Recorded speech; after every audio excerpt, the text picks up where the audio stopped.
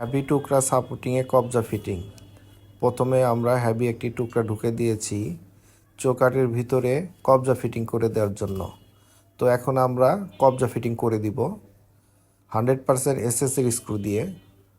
Butterfly কবজা অনেক heavy এবং মজবুত, খুব যত্ন সহকারে কাজগুলো করে থাকেন। একটু নির্বিষ হলে পাল্লাটি ঝুলে যাওয়ার সম্ভাবনা থাকবে, তাই যত্ন সহকারে ফিটিং করে দেওয়া হচ্ছে। এভাবে পর্যায়ক্রমে আমরা 3টা করে কবজা লাগাই দিব। একটু জুম করে দেখাচ্ছি কিভাবে আমরা কবজাগুলো ফিটিং করি। এটা একটি ইলেকট্রিক ড্রিল মেশিন। চমৎকার সুন্দর একটি দরজা স্টাইলটা ম্যাটাডোরের, 7,275 টাকা কমপ্লিট দরজা।